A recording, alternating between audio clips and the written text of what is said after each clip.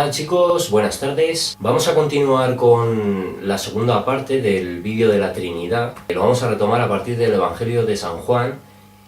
Y bueno, se me ha retrasado un poquito lo que es esta segunda parte porque estaba concluyendo lo que viene siendo este estudio, entonces no lo he llegado a acabar, estoy ya en el libro de Apocalipsis, tanto este como el que se va a hacer en cuanto a la salvación, que no va a ser simplemente un vídeo donde se va a hablar de la doctrina de la gracia, sino que va a ser un vídeo que va a contener una presentación, digamos, va a ser trinitario también, ¿no? Va a contener 3 temas fundamentales en esa presentación que también consistirá en diferentes partes. Entonces, lo que sí he decidido ya es que una vez que veo la extensión que va a tener tanto este vídeo, este estudio, como el otro, aún no habiéndolo concluido todavía entero el libro de Apocalipsis, creo que voy a hacer, porque Juan probablemente lo voy a tener que hacer en 2 vídeos. Hay muchísimas evidencias bíblicas respecto a la verdad de la Trinidad, entonces es probable que la segunda parte sea Evangelio de Juan,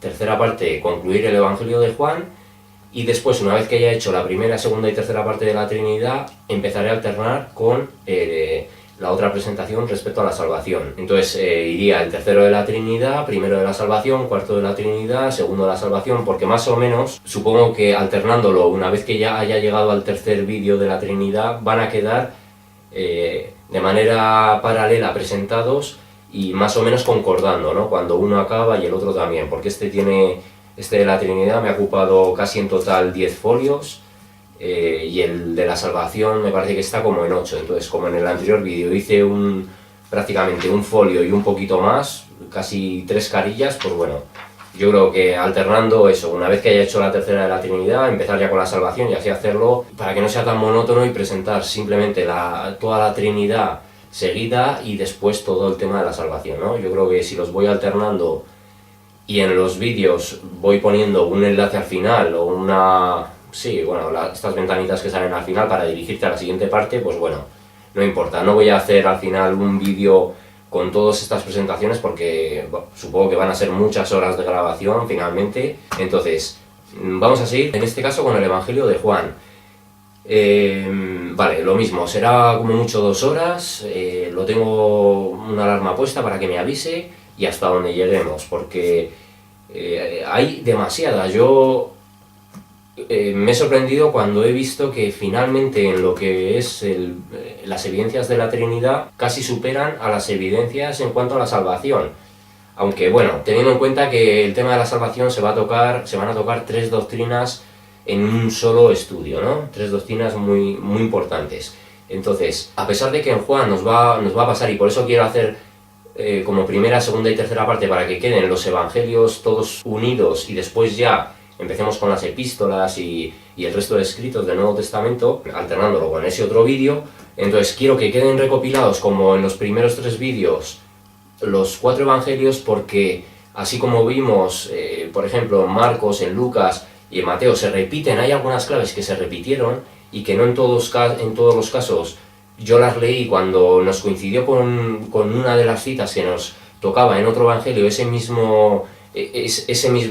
un versículo similar, o sea, esa misma idea del versículo, versículos paralelos, ¿no? No lo quise hacer porque, como vimos, en algunos casos, me acuerdo, por ejemplo, ahora me viene a la cabeza con el Evangelio de Marcos y con el Evangelio de Lucas, donde, aunque nos dan la misma idea, la manera de presentarnos el texto nos entrega nuevas evidencias, ¿no? Nuevas claves. Recuerdo cuando estaba un espíritu inmundo pidiéndole misericordia a Jesús, me parece que en Marcos decía: te conjuro por Dios que no me atormentes, te conjuro por Dios, dándonos esa otra figura del Padre, y en otro simplemente nos decía: te ruego que no me atormentes, algo así, ¿no? Entonces, a pesar de que fuera un versículo que se hubiera podido leer en un sitio junto al otro, aunque se leyó de manera separada, nos entrega nuevas claves. Entonces, igual que en Juan van a salir cosas que ya han salido en ese primer vídeo, tanto en el Evangelio de Mateo, Marcos y Lucas, pues bueno, vamos a ver que no siempre van a estar presentados de la misma manera. Y bueno, si recuerdo que se dice exactamente y veo que en la nota yo lo expreso igual, pues bueno, no nos detenemos más y ya está. Pero lo que quiero decir es que me parece interesante que todos los evangelios queden unidos en ese caso, ¿no? En esa primera presentación, esa primera parte de lo que viene siendo la Trinidad, porque luego lo que es en las epístolas ya no va a ser como en los evangelios. Las epístolas cada una está enfocada a iglesias en concreto, bueno, a grupos de personas en concreto, y no es exactamente como sucede en el evangelio, que todos complementan una cosa de la otra, ¿no? Entonces hay cosas que se nos repiten, pero que con esos matices nos entregan nuevas claves. Vale, vamos al tema. Entonces, Juan, Evangelio de Juan, capítulo 1, en el primer versículo, versículos 1 y 2, tenemos una clave muy importante y muy definitiva también, no solo para diferenciar a las personas de la Trinidad, sino para entender que el propio Jesús no es algo ajeno a la naturaleza, a la esencia de Dios. No es un ser que ha sido creado, ¿vale? Y aquí mismo Juan, en este caso, nos lo confirma. Entonces, Evangelio de Juan, capítulo 1, versículos 1-2, y nos dice: el verbo hecho carne. Versículo 1, en el principio era el verbo, y el verbo era con Dios, y el verbo era Dios. Este era en el principio con Dios. El verbo en el principio de la creación era con Dios. O sea, cuando todo inició ya, el verbo era con Dios. No en el principio fue creado el verbo, sino en el principio, cuando todo inició, el verbo ya era con Dios. Él era, en pasado, era con Dios. En el pasado, teniendo en cuenta que esa eternidad no está condicionada por el tiempo ni por el espacio. Entonces, él ya era, pero nos lo presentan como un pasado, en ese caso, cuando el propio inicio del tiempo y el espacio empezó, ¿no? Surgió. Entonces, el verbo en el principio de la creación era con Dios y fue causa de la creación, de la propia creación. Al ser causa no puede ser consecuencia de la misma, lo que evidencia la preexistencia de Cristo y su naturaleza eterna, pues el verbo es parte natural de Dios y no fruto de su creación.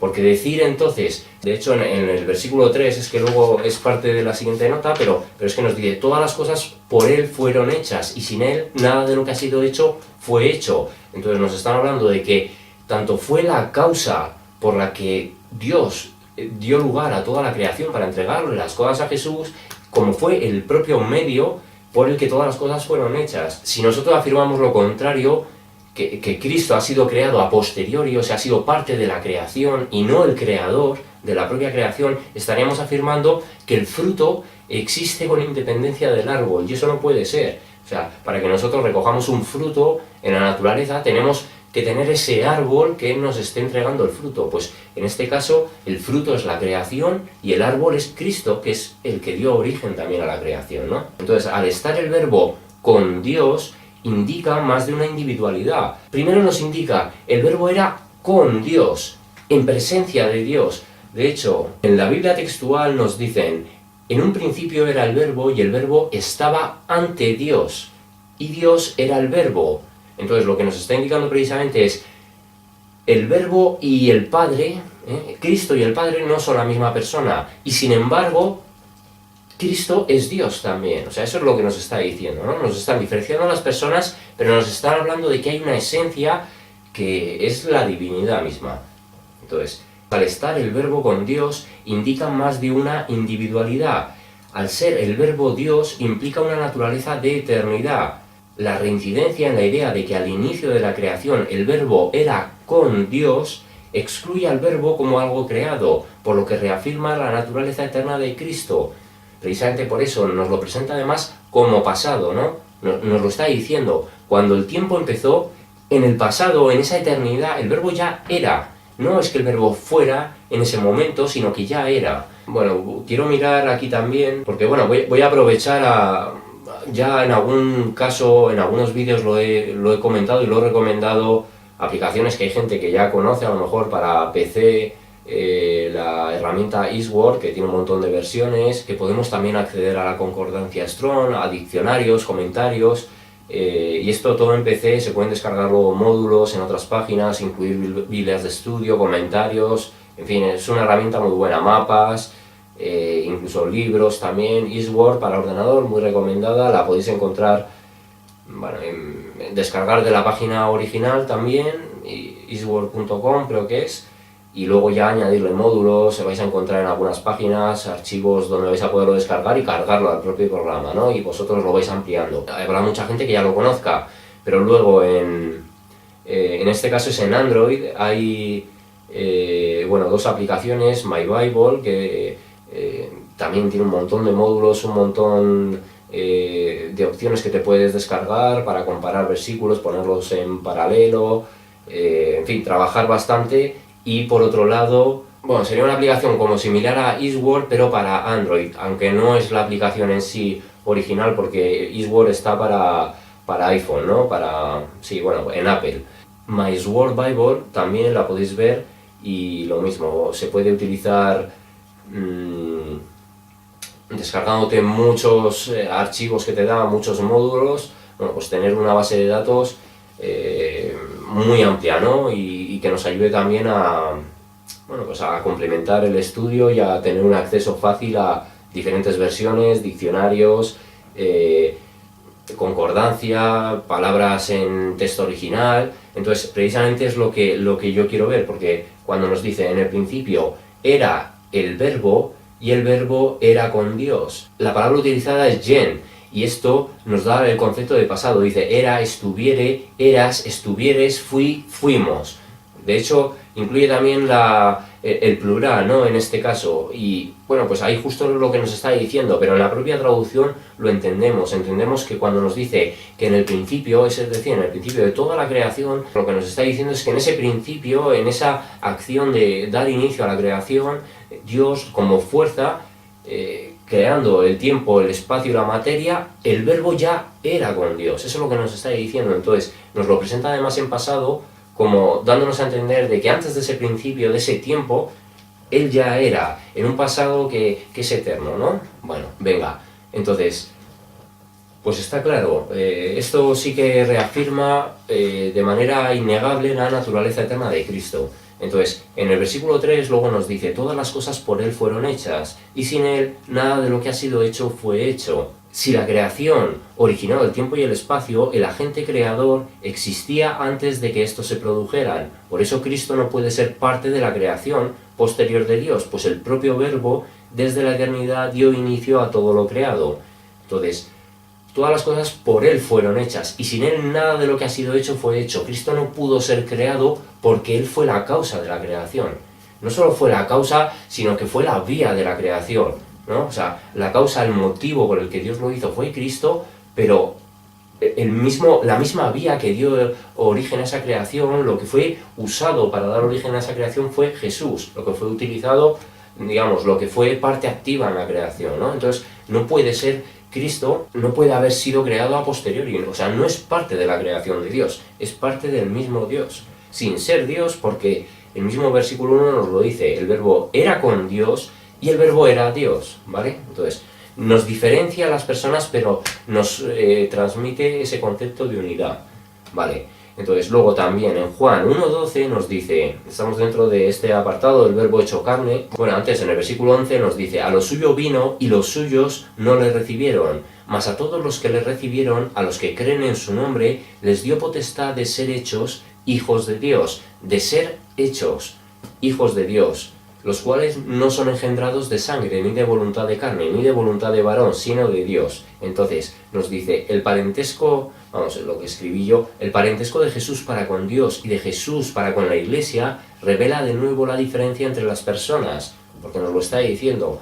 Igual que en todo momento se reconoce como hijo de Dios, a nosotros nos dio la potestad de ser hechos hijos de Dios a través de Él.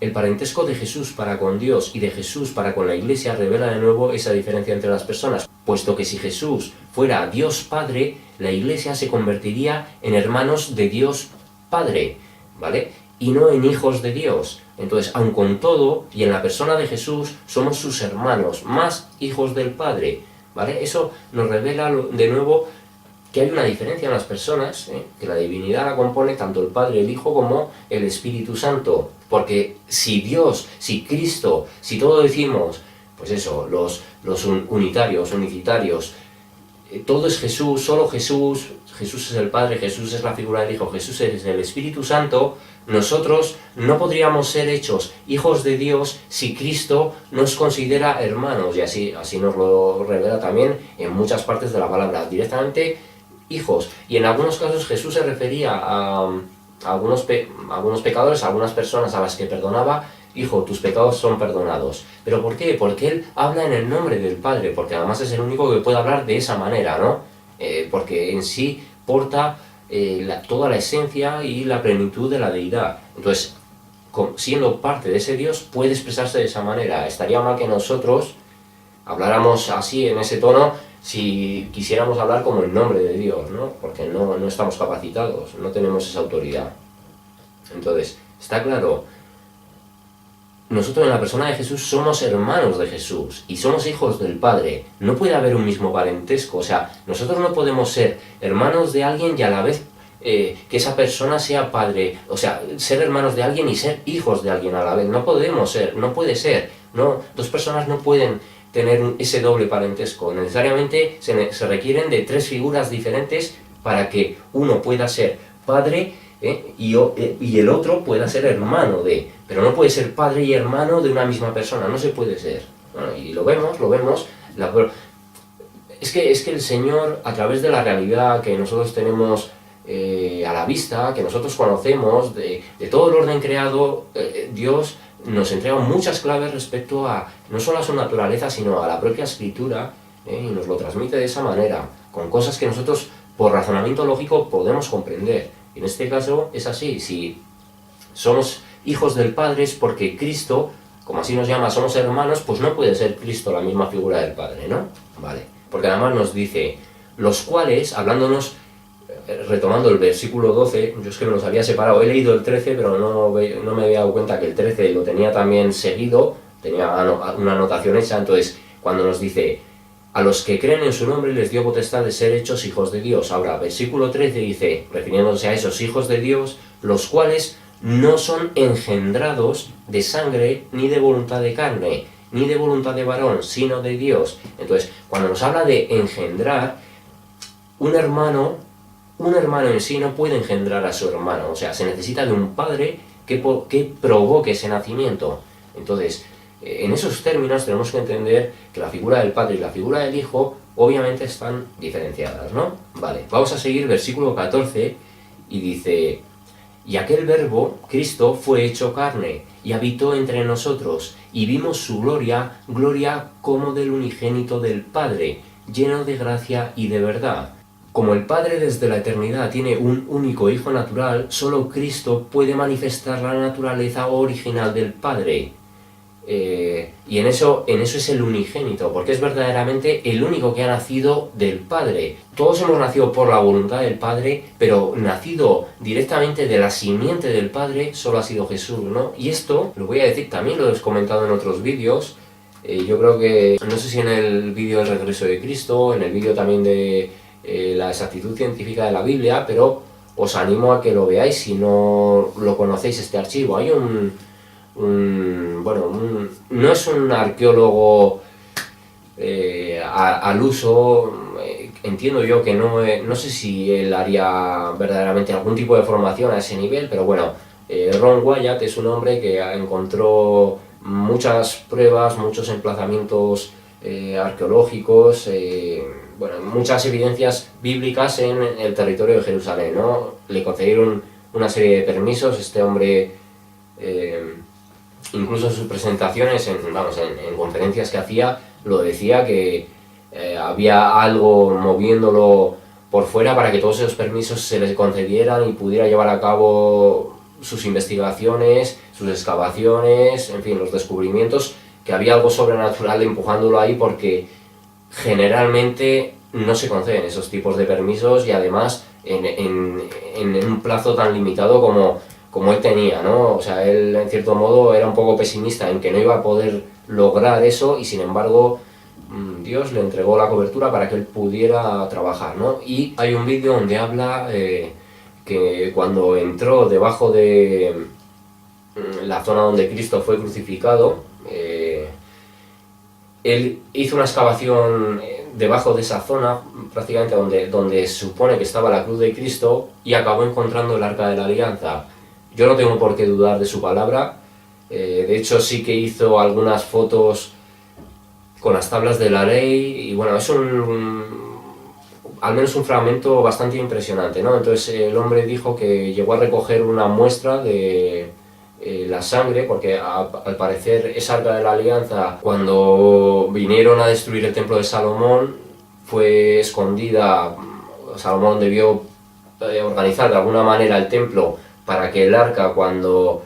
Esto vi también una presentación, debía tener como un sistema hidráulico más o menos a través de las columnas y el ornamento, que en el momento en el que alguien fuera a entrar a una cámara del templo que él había construido, el Arca de la Alianza iba a ser llevada bajo tierra, iba a ser ocultada, ¿no? Y no se la pudieron llevar.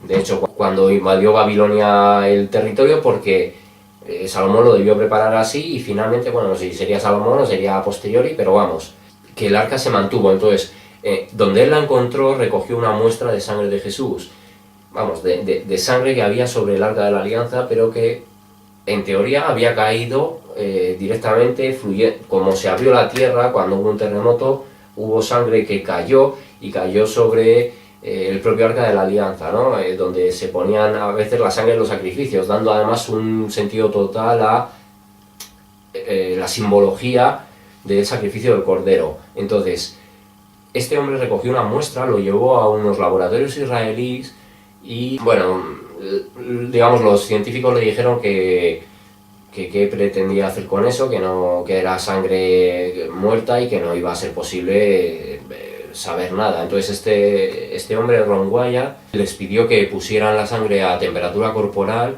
pero que él quería estar presente cuando lo hicieran, supongo como para no manipular y para aprovechar cuando esas personas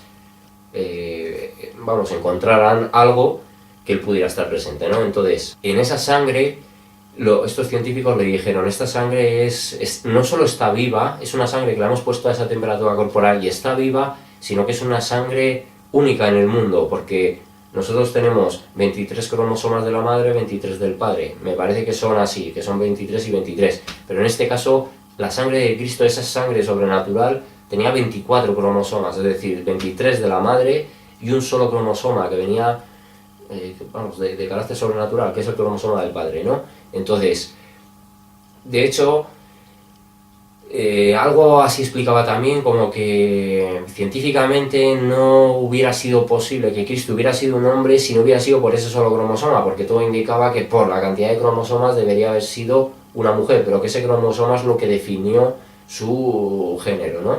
Pero bueno, yo os recomiendo que lo veáis, porque hay gente que a lo mejor quiere dudar de esas cosas, y sinceramente a mí este hombre, yo he visto varias conferencias, varias entrevistas, me parece un hombre sincero, lo siento sincero, y además en el momento en el que él dice que los científicos le estaban preguntando que de quién era esa sangre, y él dice, es la sangre de vuestro Mesías, al hombre se le quiebra la voz, el hombre evidentemente no está actuando, y es obvio que lo está reviviendo, ¿no? Y está viendo, y de hecho lo confiesa, que esos científicos se entregaron a Jesús, y a partir de ese momento dejaron el escepticismo, ¿no? Y que algo cambió en sus vidas a partir de ese momento. Entonces, porque claro, ellos a nivel científico están viendo algo sobrenatural, maravilloso y único en el mundo, ¿no? Entonces eso le dio a la vista de estos científicos crédito a que lo que a lo mejor habían estado rechazando por siempre estaba ante sus ojos, ¿no? Una muestra de ello. Entonces, pues por eso precisamente es unigénito, porque es el único que ha nacido del Padre, ¿no? Pero bueno, mirad esto respecto a Ron Wyatt, de verdad, ese vídeo, vais a encontrar incluso ese fragmento de la sangre de Jesús, yo lo he compartido hace tiempo en los blogs, y la verdad que merece la pena, y no hay que dudar de este hombre porque ha descubierto otras tantas cosas. Descubrió la zona de Sodoma y Gomorra, que ha habido ya mucha gente que ha ido para allá y se ha llevado trozos de azufre, donde es un azufre puro, que no tiene ningún sentido que esté en ese emplazamiento cuando, bueno, pues eso solo se encuentra cerca de las zonas volcánicas, ¿no? Ese tipo de azufre. Entonces, Y como eso, otras muchas cosas se han descubierto. Ha habido un montón de descubrimientos sobre lo que a este hombre, pues bueno, lo tratan de censurar y de desprestigiar si es posible para que no se le crea, ¿no? Y no se tengan en cuenta todas estas evidencias. Pero el hecho de que nos hable del unigénito es precisamente porque es el único nacido con esa semilla del Padre, ¿no? Porque es parte del mismo Dios, ¿vale? Entonces, vamos a seguir Juan 1:15 y dice, Juan dio testimonio de él. En este caso, aunque estamos en el Evangelio de Juan, en este versículo 15, cuando nos dice, Juan dio testimonio de él y clamó diciendo, este es de quien yo decía, el que viene después de mí es antes de mí, porque era primero que yo. En este caso, Juan está hablando de Juan el Bautista, ¿no? Porque Juan el Bautista era el mensajero que anunciaba también el profeta Isaías, me parece que era. Sí. Bueno, entonces aquí hay algo muy interesante, porque lo dice así, Juan dio testimonio de él y clamó diciendo, este es de quien yo decía, el que viene después de mí es antes de mí, porque era primero que yo. Entonces, lo que esto nos está diciendo es que, a pesar de que Juan el Bautista, que en parentesco era primo de Jesús, entonces, a pesar de que Juan el Bautista era medio año mayor que Jesús, el propio Juan declara que Cristo existe antes que él. Y esto se debe a que Jesús proviene de la misma eternidad, ¿no? Entonces, es por eso por lo que está diciendo, el que viene después de mí es antes de mí, porque era primero que yo. Aunque se está refiriendo también a que cuando ya Juan está bautizando, el que va a aparecer como la figura del Mesías es antes que él, pero aquí ya se está refiriendo en la existencia, es antes que él, ¿no? Y de todas maneras es que esto nos lo confirma por 3 veces, ¿no? Dándonos esa preexistencia de Cristo, esa existencia eterna. Nos lo ofrece aquí en el versículo 15, pero luego también en Juan 1:27 nos dice, este es el que viene después de mí, el que es antes de mí, del cual yo no soy digno de desatar la correa del calzado. Entonces el que va a aparecer después de mí, él es antes de mí, del cual yo no soy digno de desatar la correa del calzado. Lo que está diciendo es eso, porque cuando María va a visitar a la madre de Juan, me parece que es Isabel, Isabel ya está, el ángel que revela a María que va a concebir al Mesías, le declara que su pariente ya está embarazada de 6 meses, ¿no? O cuando María ya va a verla, ya está de 6 meses. Y Juan en ese momento salta en el vientre cuando María entra, que ya entonces empieza a hacer el canto del Magnificat, bueno, pero Juan nace, entendemos que si María ya concibió a Jesús en ese momento, en el momento en el que María ya fue a visitar a Isabel, ya había concebido a Jesús en su vientre, entonces al menos se llevaban 6 meses, ¿no? Aproximadamente. Entonces Juan era mayor en lo terrenal que el propio Jesús. Era del mismo año, pero bueno, con esa diferencia. Sin embargo, lo que aquí nos aclara Juan, no en este caso Juan el Bautista, sino el apóstol Juan, es que Juan el Bautista, en sus mismas palabras, declaraba que era antes que él, ¿no? Cristo. Lo que nos evidencia, de hecho, la preexistencia de Jesús, esa naturaleza eterna. Vale. Entonces, en Juan, hemos visto Juan 15, Juan 1:15, Juan 1:27, pero también en Juan 1:30 nos dice, este es aquel de quien yo dije, después de mí viene un varón, el cual es antes de mí, porque era primero que yo, existía antes que yo, ser, estar o parecer, ¿no? Era. Entonces, él existía, él era antes que yo, él era real antes de que yo empezara a existir. Pues eso es lo que nos indica precisamente, si Cristo nace después, es que Cristo proviene de la eternidad. Y como vemos en este primer Evangelio de Juan, en este primer capítulo, por 3 veces nos confirman eso, ¿no? Dándonos esa existencia eterna que el propio versículo 1, cuando nos dice el verbo era con Dios y el verbo era Dios, en el principio el verbo ya era, viene a confirmar lo que por 3 veces Juan nos revela en la palabra, ¿no? Inspirado por el Espíritu Santo. Vale. Seguimos Juan 1:18 y dice, a Dios nadie le vio jamás, el unigénito Hijo que está en el seno del Padre, Él le ha dado a conocer. Entonces, estar en el seno del Padre es estar en la presencia del Padre. ¿vale? Al cual de entre los humanos nadie lo vio, sino el propio Jesús. Lo cual no implica que el Padre sea invisible, sino que los humanos no pueden soportar el ver su gloria de manera directa. Por eso se dio a conocer de manera terrenal a través de su Hijo, para poder interactuar cara a cara con los humanos. Entonces, cuando nos habla, el hecho de que nos diga a Dios nadie lo vio jamás, nos excluye que ningún humano terrenalmente ha podido ver con sus ojos la gloria de Dios, porque el mismo Dios, bueno, desestimó esa petición de Moisés de mostrarle su rostro, ¿no? Y él le dijo, verás la sombra de mi gloria, la estela de mi gloria, pero no me verás a mí, porque no me verá un humano y vivirá. Entonces, no nos quiere decir que en este caso Dios sea invisible, y en otros puntos nos dice el Dios invisible, pero no es que Dios Padre no pueda ser visto porque no es nadie, sino no es invisible para nosotros no lo podemos ver, no podemos soportar ver su gloria, ¿vale? Es el Dios invisible, pero para el ser humano, es el Dios que el humano no puede ver, pero no puede ver porque la gloria misma lo destruiría a cualquier humano. Entonces por eso es invisible, no es porque Él no pueda llegarse a mostrar. De hecho, por la eternidad no será así, no será el Dios invisible, porque las personas que accedan a la eternidad junto a Dios, bueno, pues esa condición que van a manifestar espiritualmente les va a permitir precisamente poder estar en la presencia y no ser consumidos por esa gloria. Pues es claro, entonces, el motivo por el que el Hijo vino es porque, siendo una de las manifestaciones de Dios, de la divinidad, bueno, pues podía interactuar cara a cara sin provocar precisamente esa destrucción, ¿no? En aquellos que estuvieran en su presencia, ¿vale? Pero teniendo en sí mismo todos los atributos de la deidad, no siendo ni un profeta más, ni alguien inferior, no, ¿vale? Parte del mismo Dios. Venga.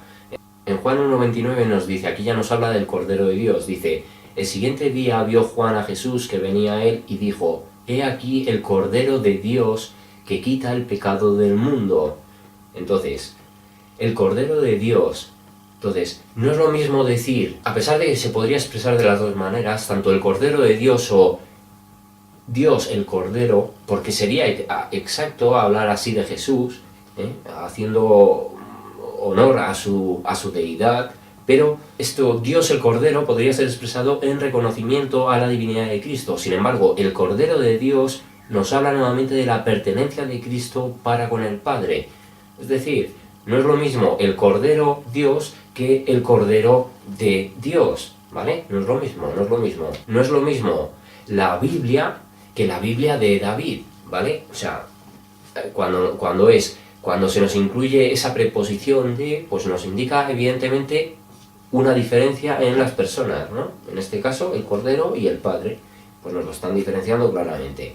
Vale, entonces en Juan 1, 32, 33 nos dice también, en este mismo apartado del Cordero de Dios, también dio Juan testimonio diciendo, vi al Espíritu que descendía del cielo como paloma y permaneció sobre él. Y yo no le conocía, pero el que me envió a bautizar con agua, aquel me dijo, sobre quien veas descender el Espíritu y que permanece sobre él, ese es el que bautiza con el Espíritu Santo. Y yo le vi y he dado testimonio de que este es el Hijo de Dios. Entonces, muchas claves, porque el Padre que le envió a bautizar a Juan, le reveló al propio Juan el Bautista que el Espíritu, otra de las manifestaciones de Dios, reposaría sobre el Cristo, ¿vale? Otra de las manifestaciones de Dios. Entonces, si esta revelación hubiera sido dada por el propio Espíritu, la referencia a Él, como aquí se dice, no hubiera sido de forma impersonal. Hubiera dicho, en este caso, sobre quien me veas a mí descender. Pero aquí está diciendo, también dio Juan testimonio diciendo, vi al Espíritu que descendía del cielo como paloma y permaneció sobre él. Y yo no le conocía, pero el que me envió, ¿vale?, a bautizar con agua, aquel me dijo, sobre quien veas descender el Espíritu, ¿vale? Me está diciendo, el Padre le dice que a quien vea descender el Espíritu, ese es el Cristo, ese es el Hijo de Dios. Entonces, aquí mismo está la misma representación de la Trinidad manifestada, porque nos está hablando de que es el Padre el que le comunica que sobre quien vea descender el Espíritu es el Hijo de Dios, ¿no? nuevamente está manifestada. Vamos, este momento aparece dado en los otros evangelios, pero no desde el propio testimonio, donde aquí esa propia revelación del Padre, bueno, pues nos entrega otras claves, esa misma clave, pero de una manera diferente, ¿no? Por eso el tema de los evangelios es mejor verlo todo así en conjunto y incluso de manera separada, cada una de las referencias, aunque sea a un mismo momento, porque la diferencia en cómo lo presentan siempre puede entregar nuevas claves, ¿no? Nuevas evidencias. Venga, de haber sido el Espíritu el que hubiera hecho esta revelación, no lo hubiera hecho de esa manera impersonal. Entonces, aun a pesar de que todo es parte del mismo Dios, la manera de expresarlo revela la triple naturaleza de las personas en la manifestación de Dios. Si la revelación hubiera sido dada por el Espíritu, se expresaría así: sobre quien me veas descender y que permanezca sobre él. Entonces, y de todas maneras, a pesar de que entendemos que toda la revelación ha sido obra del Espíritu Santo, vemos también que el Espíritu Santo habla desde la misma posición de Dios, o sea, siendo voz del mismo Dios, ¿no? Sin necesidad de, digamos, personificar o aclarar que Él es la persona del Espíritu Santo, porque no es necesario, porque todo es parte de un mismo conjunto. Bueno, pero la manera en cómo nos lo presentan, la construcción, tenemos que entender que nos está dando esas diferencias, ¿no? Vale.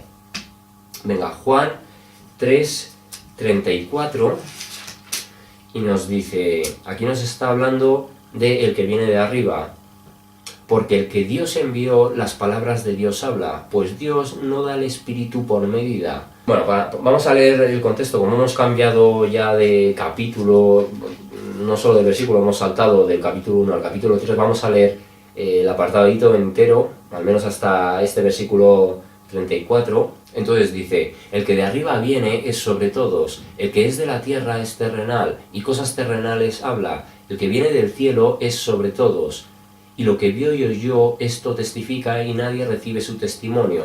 El que recibe su testimonio, este atestigua que Dios es veraz, porque el que Dios envió, las palabras de Dios habla, pues Dios no da el Espíritu por medida. De hecho, luego vamos a pasar al 35, pero de momento nos detenemos aquí en el 34. Entonces, el enviado, el Hijo, viene a hablar las palabras de quien lo envió, el Padre, porque derramó al Espíritu en todo su esplendor, para actuar como Dios mismo solo lo puede hacer sobre esta tierra. Entonces, nuevamente está dada, porque nos está hablando, de hecho, el que Dios envió, en esa sola frase, en ese inicio del versículo, porque el que Dios envió nos está dando las dos personas. Las palabras de Dios habla, pues Dios no da el Espíritu por medida, ¿vale? En este caso, cuando nos habla de por medida, quiere decir precisamente que el Espíritu que fue entregado de Dios a Jesús, en ese caso, en ese momento, que nos ha hablado en este versículo 1:29, en palabras de lo que Juan el Bautista expresó, lo que nos está diciendo es que ese momento, esa recepción del Espíritu Santo, le permitía a Jesús manifestar toda la plenitud de la deidad, ¿no? Como así nos lo dice. Pero bueno, vamos a ir. Quiero mirar la palabra en cuanto a lo que nos habla de medida, en cuanto a que no es que le entregara el Espíritu Santo con límites, ¿no? Con limitaciones o con taras, o bueno, te permite hacer esto, te permite hacer lo otro, porque la palabra de hecho que nos utiliza es metrón, que nos habla de medida, de metro, ¿no? Literalmente o figurativamente. Por implicación nos habla de porción, grado limitado, medida, o sea,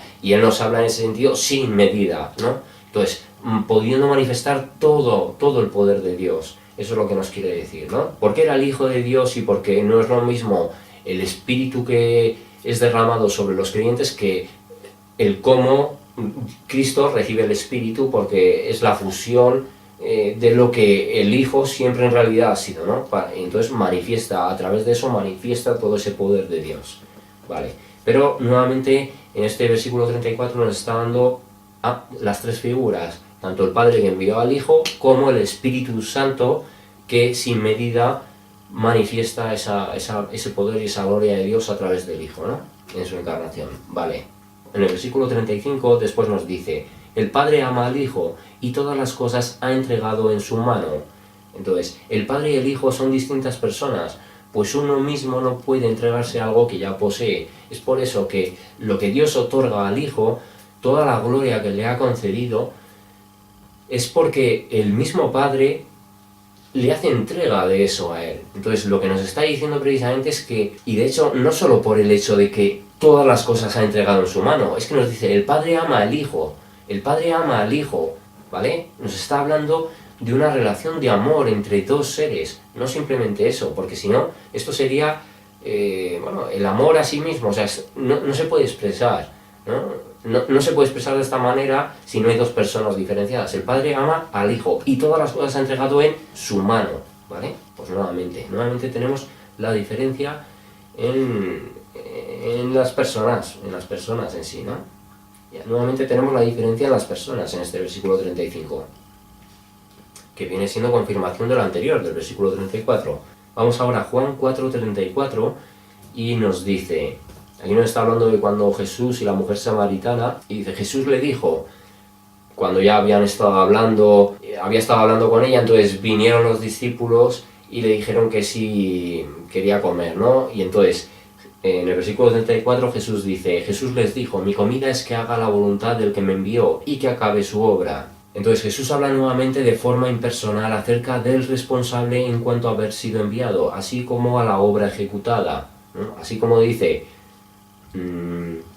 que acabe su obra, ¿vale? O sea, no estoy obrando simplemente por mí, estoy obrando para cumplir la voluntad del Padre. Entonces, por dos veces Jesús se desmarca de decir, yo he venido a cumplir mi obra, sino está diciendo, yo he sido enviado a cumplir su obra, ¿vale? Nuevamente insistiendo en esa diferencia entre el Padre y el Hijo. Entonces, esa manera de hablar de forma impersonal, ¿vale? Pues no solo le concede gloria a Dios, sino que nos da esa distinción. Venga, entonces, vamos ahora a Juan 5:17, y aquí nos está hablando del paralítico de Betesda. Bueno, aquí los judíos le perseguían porque le acusaban de que él estaba sanando en días de reposo, y entonces en el versículo 17 dice, y Jesús le respondió, mi Padre hasta ahora trabaja, y yo trabajo, ¿vale? Nuevamente, lo estamos viendo, así como Dios estableció el día de reposo por causa del hombre, y obligaba a éste a no realizar labores cotidianas, este mandato no limita a Dios a obrar en ese día, por lo que Cristo, como manifestación de Dios mismo, no se inhibía a hacer aquello que consideraba apropiado, porque además no era una cuestión de que él estuviera mostrándose públicamente haciendo labores para desafiar ni a la ley, ni... porque no tendría sentido que él estuviera quebrantando la ley cuando él fue parte de quien la estableció, ¿no? Entonces, eso no impide hacer el bien, como así les compara, no sé si es aquí, pero que si se les cae, o sea, que en día de reposo también las personas llevan a los animales a beber, y que si ven a un animal caerse en un pozo, en un barranco, en algún lado, le van a ayudar a levantarse y a salir, ¿no? O sea, que el día de reposo, un día consagrado a Dios, no implica que no se pueda hacer el bien. Es un día donde Dios nos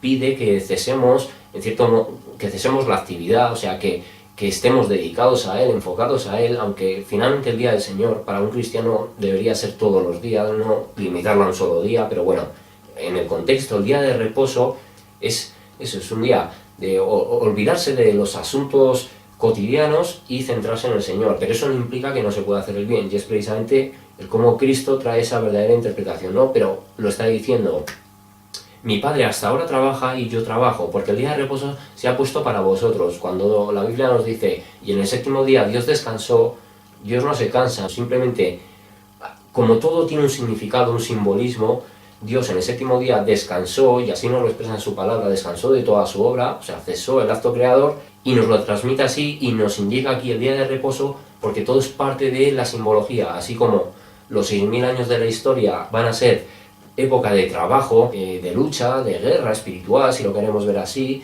¿no? De un enfrentamiento con el reino de las tinieblas. El año 7000 va a ser el milenio del reposo.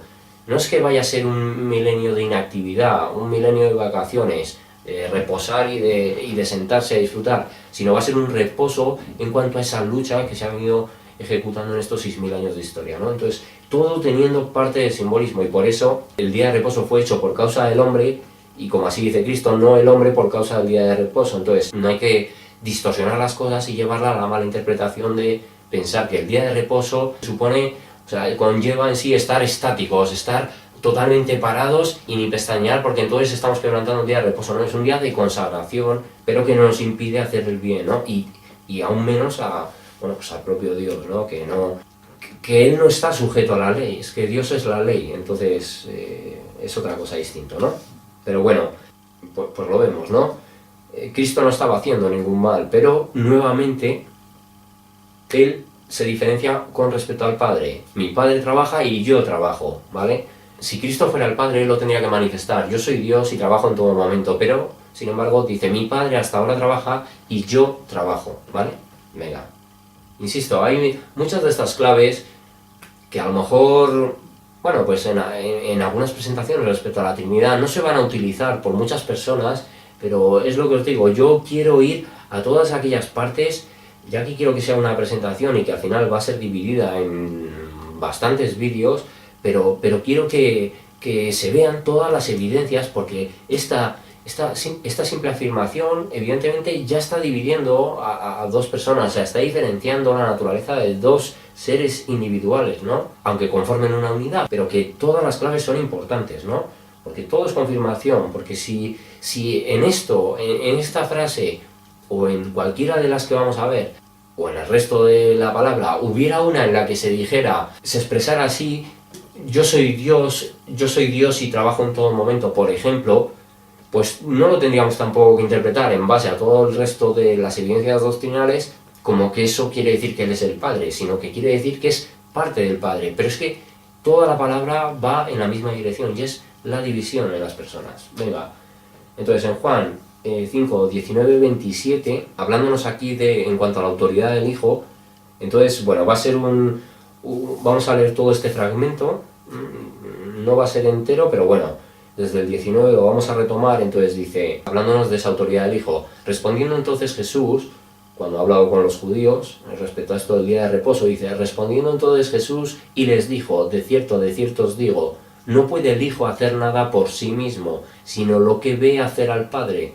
porque todo lo que el Padre hace, también lo hace el Hijo igualmente, porque el Padre ama al Hijo y le muestra todas las cosas que Él hace, y mayores obras que éstas le mostrará, de modo que vosotros os maravilléis, porque como el Padre levanta a los muertos y les da vida, así también el Hijo a los que quiere da vida, porque el Padre a nadie juzga, sino que todo el juicio dio al Hijo, para que todos honren al Hijo como honran al Padre, y el que no honra al Hijo, no honra al Padre que le envió. De cierto os digo, el que oye mi palabra y cree al que me envió, tiene vida eterna, y no vendrá a condenación, mas ha pasado de muerte a vida. De cierto os digo, viene la hora, y ahora es cuando los muertos oirán la voz del Hijo de Dios, y los que la oyeren vivirán. Porque como el Padre tiene vida en sí mismo, así también ha dado al Hijo el tener vida en sí mismo, y también le dio autoridad de hacer juicio por cuanto es el Hijo del Hombre. Esto, retomado a la palabra que hemos visto antes, metrón, en cuanto a que no dio el Espíritu a Jesús limitado, ¿vale? Lo dio sin medida, en ese caso, con todo el poder, toda la gloria de la propia deidad que solo Cristo podía manifestar. Entonces, lo vamos a ir viendo poco a poco, pero la idea general de este apartado es la condición divina de Cristo, en similitud al Padre. No nos comunica un rango inferior, sino que confirma la autoridad que Dios posee, y al ser el Creador inmutable, es una condición que Cristo ha manifestado desde la eternidad. Sin embargo, las diferentes personas dentro de la deidad de Dios y la división Padre-Hijo está argumentada a lo largo de todos estos versículos. Entonces, en el versículo 19, cuando nos dice, respondiendo entonces Jesús y les dijo, de cierto os digo, no puede el Hijo hacer nada por sí mismo, sino lo que ve hacer al Padre, porque todo lo que el Padre hace también lo hace el Hijo, igualmente.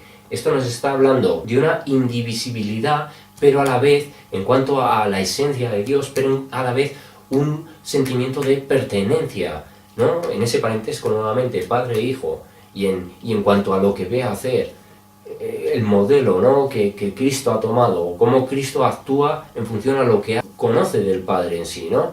Vale. Luego en el versículo 20 nos dice, porque el Padre ama al Hijo y le muestra todas las cosas que Él hace, y mayores obras que éstas le mostrará, de modo que vosotros os maravilléis. Esto nos está hablando de la complicidad entre las dos personas de la divinidad, sin excluir al Espíritu Santo. Vamos a hablar entre las tres personas, pero bueno, por ceñirnos a lo que nos dice el texto, en la complicidad, ¿no?, entre el Padre y el Hijo. Y del propio sentido de autoridad, porque dice, el Padre ama al Hijo y le muestra todas las cosas que Él hace, y mayores obras que éstas le mostrará, de modo que vosotros os maravilléis. O sea, ¿y por qué va a ser así? Porque las cosas, si ya es una maravilla todo lo que podemos entender de lo que Dios ha hecho a lo largo de toda la historia, de toda la obra de Dios visible y, bueno, perceptible también por esa revelación del Espíritu Santo en base a la Escritura, lo que se viva en el milenio, lo que se experimenta en la eternidad aún va a ser aún más maravilloso e increíble, ¿no? Entonces, aquí puede estar enfocando tanto a ese futuro del reinado milenial como al futuro de la eternidad, y como a las cosas que a partir de este momento también pasaron, ¿no? O sea, puede englobar un poquito todo, porque todo va a ser un cúmulo de sorpresas, de satisfacción y de gozo para los cristianos a medida que vayan sucediendo las diferentes etapas, ¿no?, de aquí al hecho de entrar en la eternidad, con ese reinado milenial de por medio, bueno, el momento del arrebatamiento, en fin. Vale, entonces, hemos leído versículo 20, hablándonos de esa complicidad y de la autoridad. En el 21 nos dice, porque como el Padre levanta a los muertos y les da vida, así también el Hijo a los que quiere da vida. Entonces, esto nos está hablando de que en Dios, en el Dios trinitario hay una unidad de acción, ¿no? Nos está hablando de eso. Entonces, porque igual que fue el Padre el que resucitó a Jesús, Cristo es el que resucitó a Lázaro, ¿no?, el que mandó resucitar a Lázaro. Entonces nos habla de esa unidad de acción, y es lo mismo. Por eso también el testimonio, ya no solo en la acción, sino en el propio testimonio, es un testimonio unificado, ¿no?, global, que no es contradictorio ni entre el Padre, el Hijo, ni el Espíritu Santo. Todo es parte de un mismo contexto y de un mismo mensaje. Venga, entonces dice, para que todo, el versículo 22... en este caso, porque el Padre a nadie juzga, sino que todo el juicio dio al Hijo. Esto nos habla también de esa delegación de responsabilidad, ¿no?, que no es una cuestión de compartir la gloria, sino que es una cuestión de exaltar una de esas figuras que componen la Trinidad de Dios, ¿vale? Esa delegación de la responsabilidad, porque Dios va a reinar por toda la eternidad, Dios Padre, y el Hijo va a poner va a entregar al Padre todo lo que en su milenio Cristo, bueno, haya conseguido, ¿no?, y haya creado en sí. Entonces, pues bueno, es una manera de, en ese sentido, honrar también al Padre. O sea, es que el hecho de exaltar el Padre al Hijo es glorificación para el Padre, para el Espíritu, pero el hecho de que luego el Hijo entregue al Padre todo lo que consiga en su milenio, glorifica al Padre, glorifica al Hijo, glorifica al Espíritu. Es todo algo, pues bueno, que sí se retroalimenta unos a otros, y todos en el amor que dentro de esa unidad se manifiestan, pues ninguno va a poner límite a que cada uno tenga sus momentos, a que cada uno tenga su importancia y su relevancia de cara a las personas. O sea, que no va a ser simplemente como es ahora, que se duda, que se cree, que no, que tal, que cual. Va a haber un momento donde toda esa realidad de Dios, toda esa esencia de Dios va a ser absolutamente manifestada y revelada, y todos vamos a gozar, ¿no?, de esa verdad única. Bueno, para finalizar, de hecho, bueno, hasta el 23 es donde, porque luego es verdad, nos siguen hablando, hemos leído hasta el 27, pero bueno, en el 23, cuando nos dice, para que todos honren al Hijo como honran al Padre, hablándonos anteriormente de que el Padre ha delegado el juicio al Hijo, y dice, para que todos honren al Hijo como honran al Padre. El que no honra al Hijo, no honra al Padre que le envió. Entonces es precisamente eso, que el Padre en amor al Hijo pide, exige reconocimiento, exige honra, exige gloria demanda y concede gloria al Hijo de Dios, como así Cristo exige y reclama lo mismo para el Espíritu Santo, ¿vale? Sabiendo que en todo momento Él enfoca la gloria al Padre, pero al Espíritu Santo vemos, como se pudo comprobar en el anterior vídeo, que exige a riesgo de condenación y de pecado imperdonable, que no se blasfeme al Espíritu Santo, que se respete y que se le tenga la consideración que merece, ¿no? Toda su labor. Entonces, esto nos habla, de hecho, cuando nos dice que todo el juicio lo ha destinado, lo ha delegado al Hijo, para que el Hijo sea honrado como se honra al Padre. Esto nos habla precisamente de que Dios no comparte su gloria con nadie. Entonces, si Cristo fuera creación de Dios y no creador, como Dios que es que Dios verdaderamente estaría delegando, compartiendo su gloria con alguien que no es parte de sí mismo, ¿no? Y eso no puede ser, no es de hecho.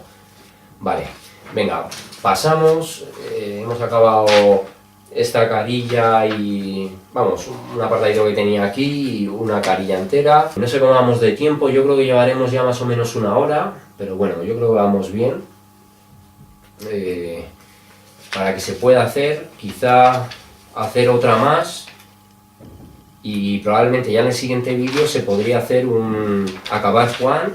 Yo creo que así va a cuadrar. Si puedo hacerlo incluso que sea 1 hora y media, parte 2 y parte 3, pues oye, mejor, que no se alargue tanto, pero bueno, lo vamos a ir viendo.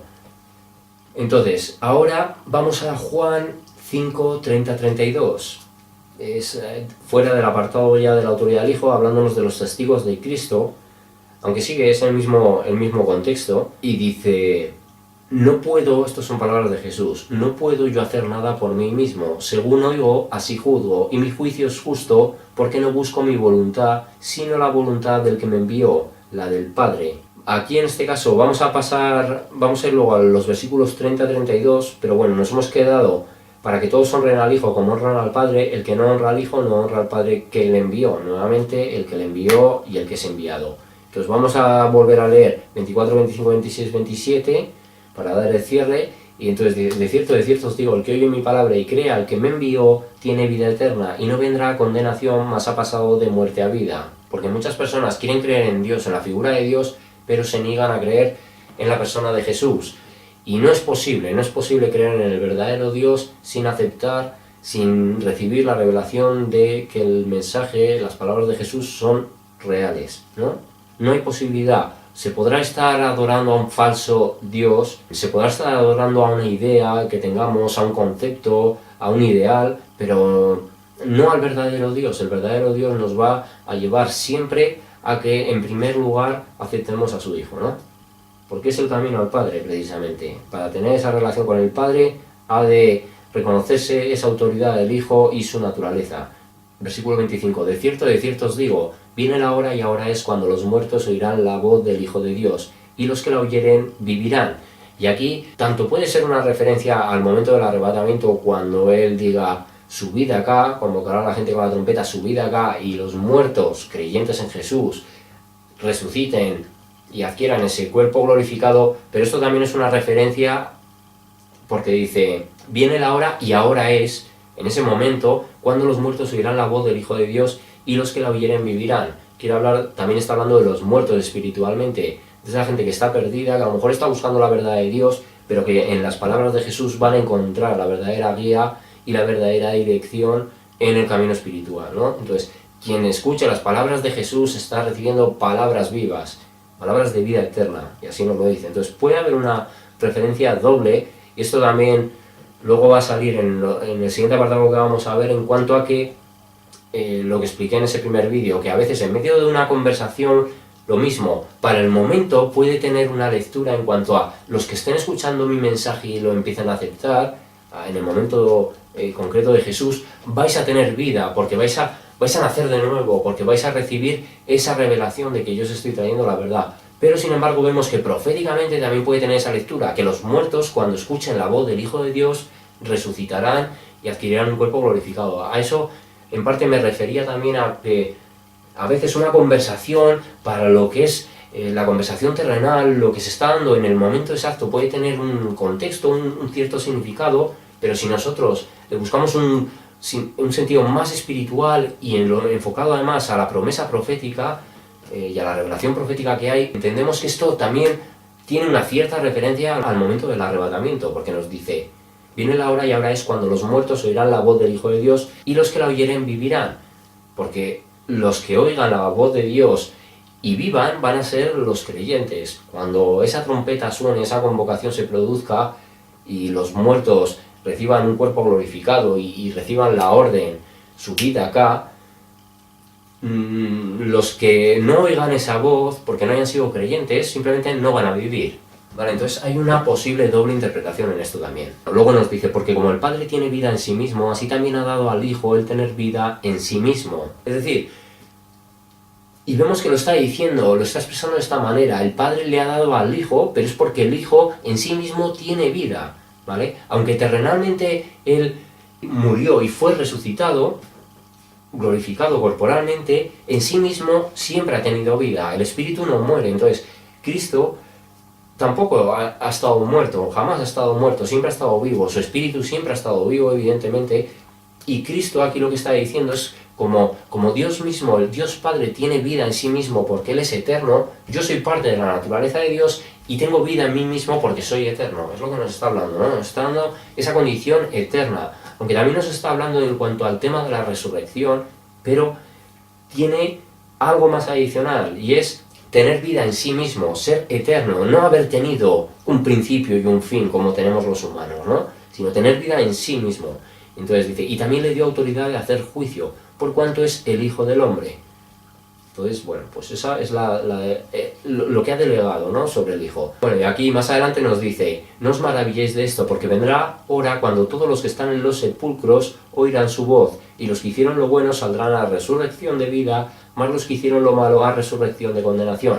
Entonces, por un lado, nos puede estar hablando anteriormente de que los que oigan la voz del Hijo de Dios tendrán vida en cuanto a lo terrenal, también una lectura espiritual y profética, pero aquí de hecho nos aclara el momento del juicio ante el gran trono blanco cuando todos serán resucitados y, bueno, pues habrá una resurrección y habrá resurrección para condenación, ¿no?, también en cuanto al lago de fuego. Bueno, pues ahí está. Vamos a pasar entonces Juan 5, 30-32.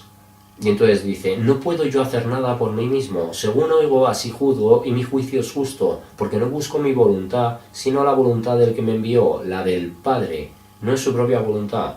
Y dice, si yo doy testimonio acerca de mí mismo, mi testimonio no es verdadero, otro es el que da testimonio acerca de mí, y sé que el testimonio que da de mí es verdadero. Entonces vamos a seguir, aunque yo lo tenía hasta aquí. Entonces dice, vosotros enviasteis, vamos a seguir un poquito, vosotros enviasteis mensajeros a Juan y él dio testimonio de la verdad, pero yo no recibo testimonio de hombre alguno, mas digo esto para que vosotros seáis salvos. Entonces, y nos sigue luego hablando de Juan, él era antorcha que ardía y alumbraba y vosotros quisisteis regocijaros por un tiempo en su luz, mas yo tengo mayor testimonio que el de Juan, porque las obras que el Padre me dio para que cumpliese, las mismas obras que yo hago dan testimonio de mí que el Padre me ha enviado. Entonces, y dice, también el Padre que me envió ha dado testimonio de mí, nunca habéis oído su voz ni habéis visto su aspecto. Entonces, en lo que me quiero centrar es que, y esto también enfocado en cuanto a esa aclaración que yo hice al principio del primer vídeo, en cuanto a esa posible doble lectura, la lectura terrenal, con un significado, un sentido quizá más profundo, más espiritual, ¿no? Porque aquí, a pesar de que nos dice, no puedo yo hacer nada por mí mismo, según oigo así juzgo, y mi juicio es justo porque no busco mi voluntad, sino la voluntad del que me envió, la del Padre, y dice, si yo doy testimonio acerca de mí mismo, mi testimonio no es verdadero, porque es verdad que en la cultura judía era importante a la hora de un juicio contar con el testimonio de al menos dos personas, ¿no?, para que pudiera considerarse algo como verídico. Entonces, esto nos está diciendo, no solo yo os estoy anunciando y os estoy dando a entender que estoy cumpliendo lo que está escrito de mí, sino que el propio Juan, antes de que yo viniera, ya os estaba comunicando esa verdad. Pero cuando nos dice, otro es el que da testimonio acerca de mí, y sé que el testimonio que da de mí es verdadero, en el contexto también se entiende que está hablando de Juan, pero tenemos que entender que esta palabra finalmente, en este contexto, en este momento estaba diciéndose al pueblo judío, a ese pueblo que también había escuchado a Juan. Pero esta palabra que nos llega a nosotros hoy, el que nos da testimonio en este caso no es Juan, sino que es el propio Espíritu Santo, y por eso también Jesús tiene la certeza de que el testimonio es verdadero, porque el Espíritu Santo no trae su propio testimonio, no habla por su propia cuenta, sino hablando la verdad del Padre y la verdad del Hijo. Entonces, en este sentido, cuando ese versículo 32 del capítulo 5, donde nos dice, otro es el que da testimonio acerca de mí, y sé que el testimonio que da de mí es verdadero, y a pesar de que luego en el contexto también parezca que esto nos habla de Juan, y que puede hacer una referencia a Juan, a día de hoy, ya no estando en ese momento presencial con Jesús, sabemos que el que nos entrega ese testimonio es otro, y no es Cristo, sino es el Espíritu Santo, es otra persona. Entonces, aquí puede haber precisamente ese tipo de lectura, que a pesar de que parezca y nos pueda estar hablando de Juan, sabemos que hay otro que es el que da testimonio de Jesús, que no es ni Jesús, ni es la figura del Padre, sino que es el Espíritu Santo, y por eso también Cristo tiene la certeza de que su testimonio es verdadero, ¿no? Si yo, por ejemplo, tomara este versículo, pero esto del testimonio que nos da acerca de Jesús no estuviera fundamentado, de que el Espíritu nos da un testimonio acerca de Jesús, no estuviera fundamentado en ninguna otra parte de la Escritura, pues sería una distorsión. Entonces, a lo mejor alguien lo ve y dice, no, pero esto verdaderamente está hablando de Juan, del testimonio de Juan. Bueno, que sí, yo no estoy negando eso, pero lo que estoy diciendo es que siempre puede haber una parte adicional que esté fundamentada con el resto de las evidencias doctrinales, ¿vale? No es una cuestión de tomar un versículo y adaptarlo a algo que bíblicamente no se sostiene, porque eso es manipulación. Pero, sin embargo, encontrar un significado adicional dentro de este contexto, apoyado doctrinalmente por otras tantas evidencias, puede ser complementación y nuevos argumentos, ¿no?, que sustenten esa propia doctrina. No es la manipulación, que en algunos casos haciendo eso uno a lo mejor puede llegarse a equivocar y haber visto a lo mejor algo que no es, pero bueno, que no sería algo grave si fuera algo que verdaderamente estuviera argumentado o sustentado doctrinalmente por el resto de la Escritura, ¿no? Pero bueno, yo, a pesar de que leyendo todo el texto, hablándonos de los testigos de Cristo, y hablando de este testimonio, sabiendo que ha de haber siempre dos o más, y que en este caso se unieron las figuras de Jesús y de Juan, entendemos que para la Iglesia actual es la figura del Espíritu Santo la que nos trae ese testimonio sobre el que Cristo tiene la plena confianza porque es parte del mismo Dios. Vale, yo precisamente en esta nota puse la Trinidad está expresada en palabras de Jesús, porque habla de sí mismo en primera persona, habla del Padre en tercera persona, y habla de otro que da testimonio acerca de él. Aun a pesar de que aquí hable del otro testimonio de Juan el Bautista en lo terrenal, la afirmación de Jesús en lo espiritual alude al Espíritu Santo, ¿vale? Y aquí es donde precisamente sí me había hecho esa anotación en cuanto al ejemplo de las dos conversaciones, de que en una conversación tú puedes decir algo que tenga un sentido con la conversación terrenal, pero que espiritualmente traiga un concepto adicional añadido, y que en conversaciones que recibas pueda suceder lo mismo. Me lo apunté aquí, pero cuando empecé a hacer el vídeo, en los anteriores, pues me surgió la idea de decirlo y bueno, finalmente lo retomé ahí, ¿no? Pero era precisamente por este ejemplo, recordaba que era este ejemplo, pero bueno, sabía que nos venían los últimos evangelios y en el último evangelio y me surgió así en ese momento, pero bueno, venga, va, seguimos. Juan 5:43, los testigos también de Cristo, y nos dice, yo he venido en nombre de mi Padre, y no me recibís, si otro viniere en su propio nombre, a ese recibiréis.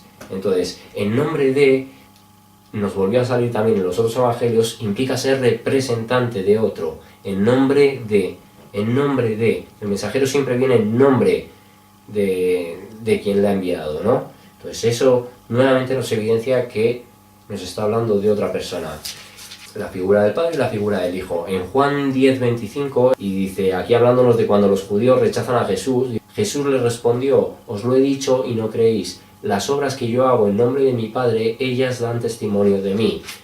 Entonces, hace en nombre de mi Padre, y lo hace para no reclamar gloria para sí mismo, ¿no?, sino para enfocarlo todo al Padre, y por eso lo hace en nombre del Padre. Insisto, todas estas expresiones por parte de Jesús, si Jesús se tratara del Padre, bueno, es que finalmente serían expresiones falsas, ¿vale?, si la Trinidad no fuera real.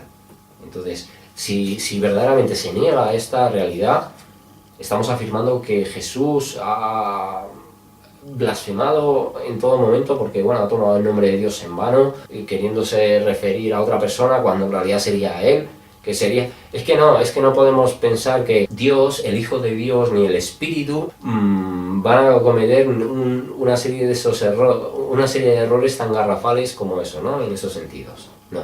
Vale.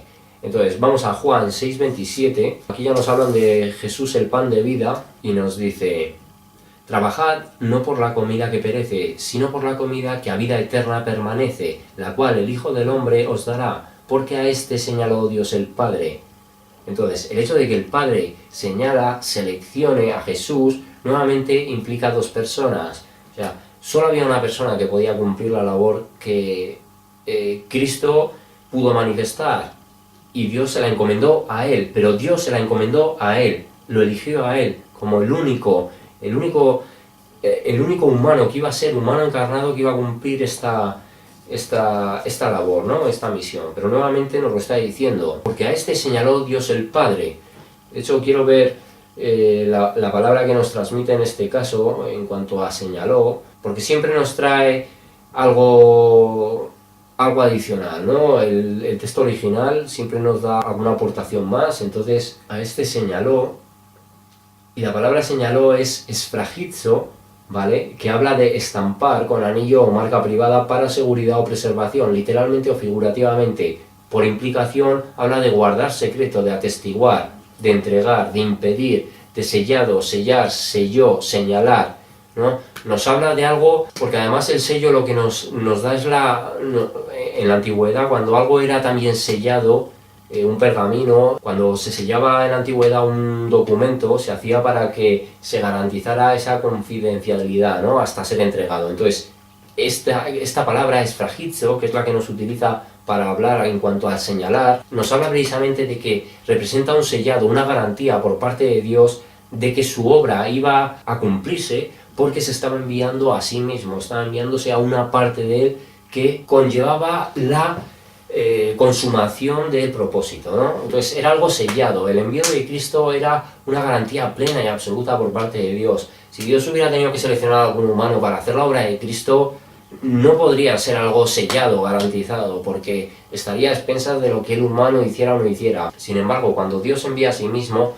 es un elemento que viene, pues eso, con plena garantía de que se llevará a cabo el cumplimiento, ¿no? Entonces, por eso también estas herramientas, el utilizarlas, porque lo vemos que cuando nos habla de señalar, pues bueno, podemos ver como que se puede hacer a dedito, pues tú o como puede ser tú, pero cuando vemos que esta palabra esfragizo, por ejemplo, lleva implícito la palabra sellar, entregar, atestiguar, incluso el impedir es que impedir en el contexto de impedir ser abierto, impedir ser manipulado, hay que entenderlo así, impedir ser manipulado. Entonces, lo que nos está hablando precisamente es de una preservación, de una conservación, ¿vale? De esa garantía de consumación, precisamente en cuanto a la labor para la que Cristo fue enviado.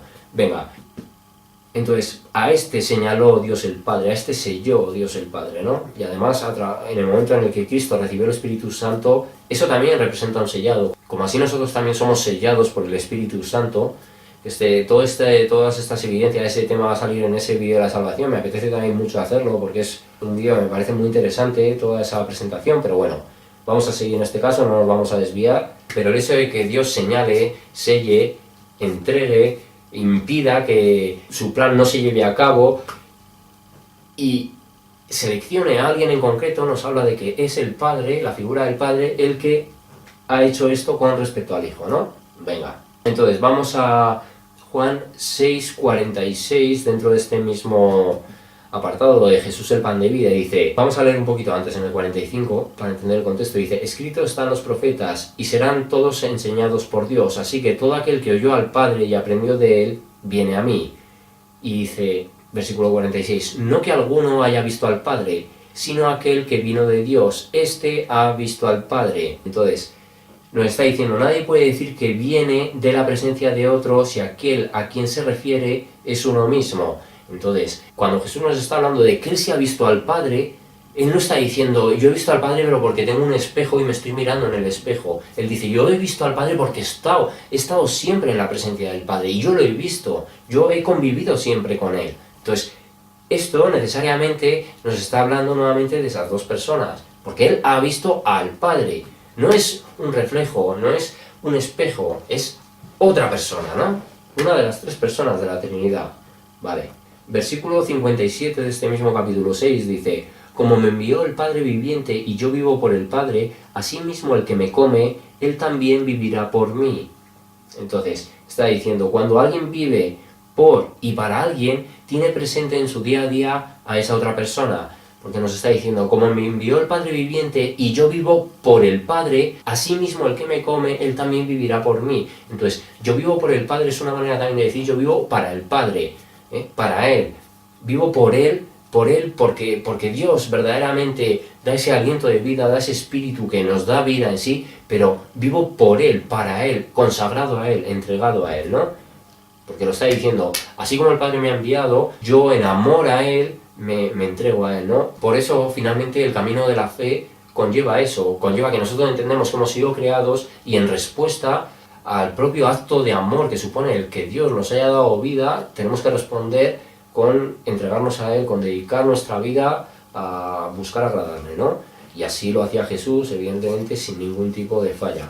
Pero bueno, nuevamente, nosotros también somos creados por Dios y no somos Dios. Cristo está diciendo, yo vivo por el Padre, aunque nos transmite tanto ese por como ese para el Padre, ¿vale? Pues de la misma manera, no es el Padre Cristo. Venga, en Juan 6,62, aquí ya cambiamos, nos está hablando de palabras de vida eterna, y nos dice, pues ¿qué si vierais al Hijo del Hombre subir donde estaba primero?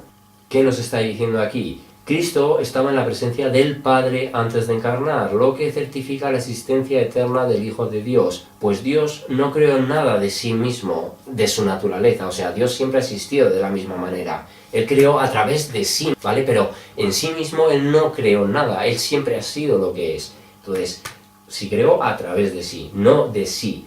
Entonces, sino que siempre ha sido, es y será igual por toda la eternidad. La naturaleza de Dios no varía. Entonces, si está claro que Dios lo ha compuesto Padre, Hijo y Espíritu Santo toda la eternidad, el Hijo no ha podido ser creado en un momento concreto de la historia, ni de la propia creación, porque cuando empezó ese tiempo que nosotros conocemos en esta realidad, el verbo ya era, como así nos dice Juan en ese versículo 1 del capítulo 1, ¿no? Vale, venga. Vamos a ir ahora a Juan 7, 16, 18. Y aquí nos está hablando de cuando Jesús en la fiesta de los tabernáculos. Bueno, aquí es cuando en principio no iba a subir a la fiesta de los tabernáculos, pero finalmente lo hizo en secreto, ¿no? Porque ya había, los judíos le estaban ya asediando en muchos momentos, lo estaban incomodando, entonces prefirió subir por su cuenta, ¿no? Apartados del grupo y sin verdaderamente hacerse notar. Entonces en el versículo 16 dice, Jesús le respondió y dijo, mi doctrina no es mía, sino de aquel que me envió. El que quiera hacer la voluntad de Dios, conocerá si la doctrina es de Dios o si yo hablo por mi propia cuenta. El que habla por su propia cuenta, su propia gloria busca, pero el que busca la gloria del que le envió, este es verdadero y no hay en él injusticia.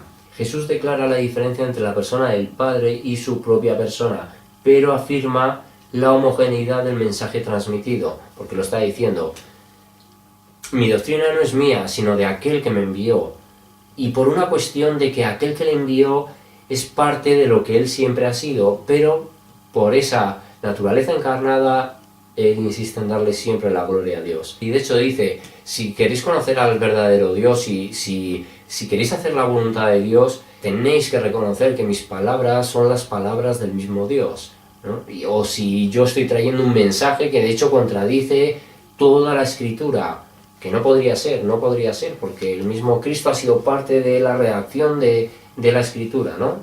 Entonces, bueno, pues lo está diciendo, si reconocéis, si busquéis a Dios, queréis hacer su voluntad y analizáis mi doctrina, vais a comprender si esa doctrina que yo hablo es, cosecha propia o si es algo que está en consonancia con todo el mensaje que ya habéis recibido anteriormente también, ¿no? Y lo dice, el que habla por su propia cuenta, su propia gloria busca, pero el que busca la gloria del que le envió, este es verdadero y no hay en él injusticia. Y lo vemos como Cristo, a pesar de ser parte del mismo Dios, siempre enfoca esa gloria a la figura del Padre, ¿no? Entonces es evidente bueno, que la figura del Padre no es la figura del Hijo. Vale. Vamos en este caso Juan 7, 28, 29. Y aquí nos está hablando de ¿es este el Cristo? Y dice, Jesús entonces, enseñando en el templo, alzó la voz y dijo, a mí me conocéis y sabéis de dónde soy, y no he venido de mí mismo, pero el que me envió es verdadero, a quien vosotros no conocéis, pero yo le conozco porque de él procedo y él me envió. Hasta ahí. Entonces, no reconocer al Hijo como Hijo demuestra que no se conoce al Padre. Entonces, esto es el problema de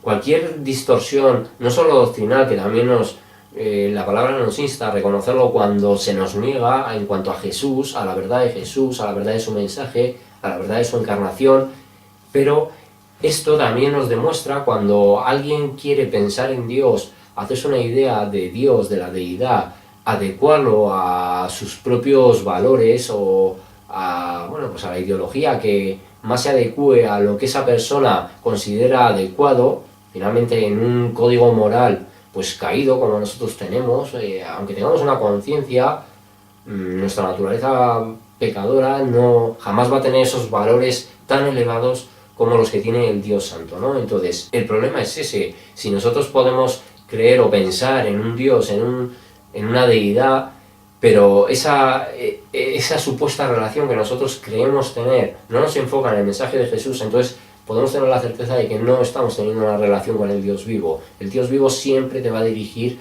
al mensaje de su Hijo, a su propia palabra, ¿no? El Espíritu Santo siempre te va a llevar a lo que Él ha inspirado, jamás a algo diferente, ¿no? Algo alternativo.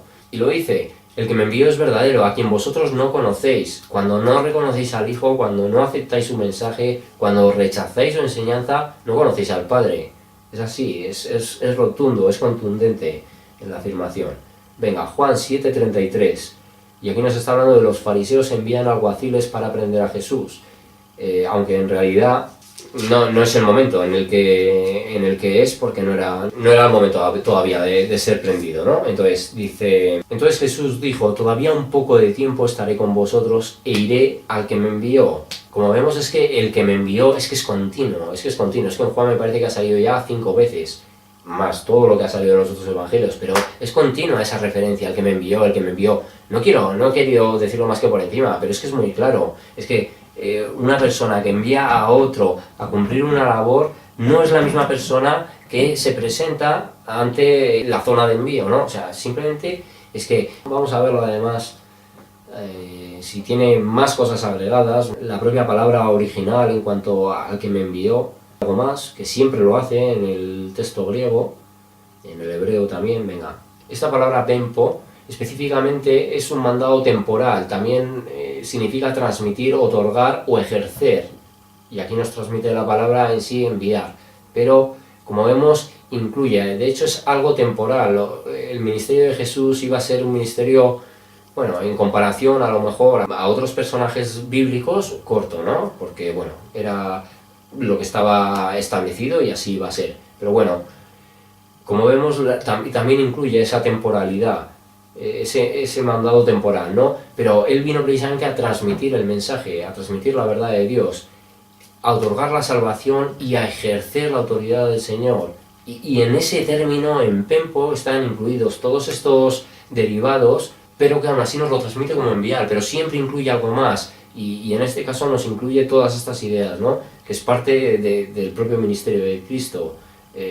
Transmitir esa verdad, conceder la salvación a la humanidad y ejercer la propia autoridad de Dios, manifestarse como el mismo Dios encarnado. Entonces Jesús dijo, todavía un poco de tiempo estaré con vosotros e iré al que me envió. Entonces Jesús regresó de donde procedía. Nadie puede entrar en la presencia de Dios y morar allí, salvo que sea algo decidido por Dios o que sea parte del mismo Dios, cuyo caso es el de Jesús, ¿vale? Entonces, porque es que lo dice, todavía un poco de tiempo estaré con vosotros e iré al que me envió.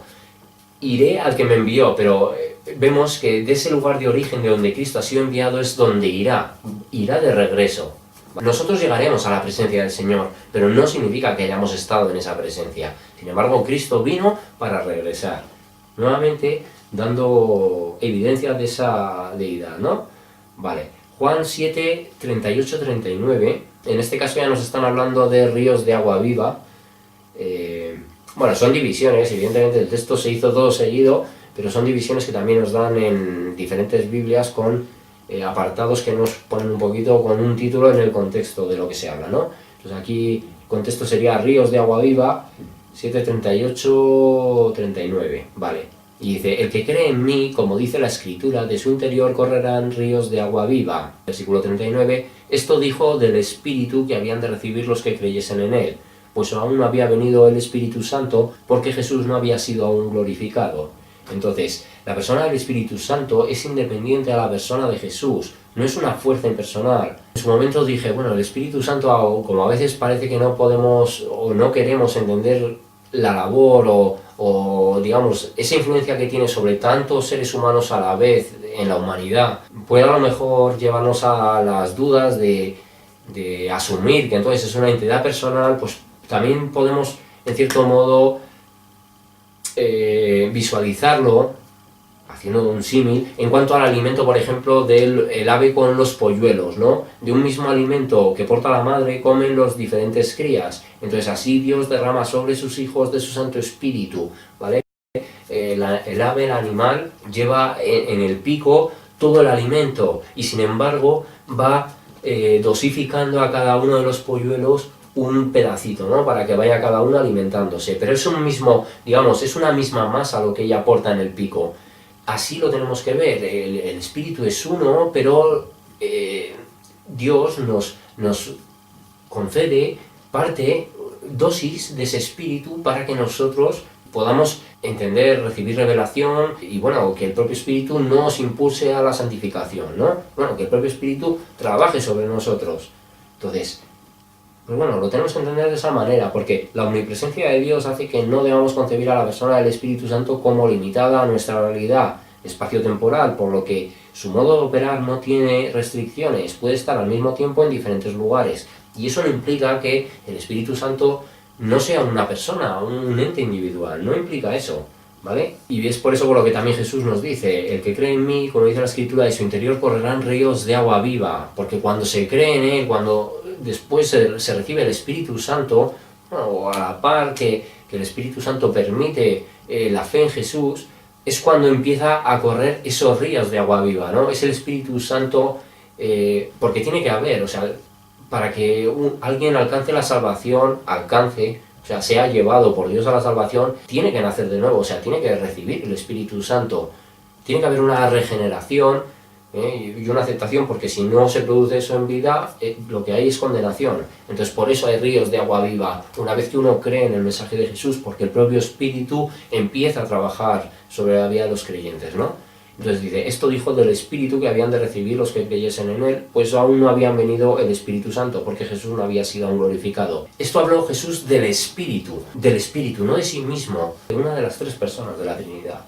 Vale, vamos en este caso a Juan 8, 12, 14, y bueno, estamos más o menos, yo creo que cercanos a las 2 horas, a lo mejor llevamos como 1 hora y 40, 1 hora, o al menos 1 hora y media, pero bueno, si se me pudiera quedar en ese tiempo, no estaría mal para esta vez, porque luego ya nos quedaría simplemente una hoja y apenas 4 citas en otra, y hacerlo en otro vídeo, la tercera parte. Entonces, en Juan 8, 12, 14, aquí nos está hablando de Jesús, la luz del mundo.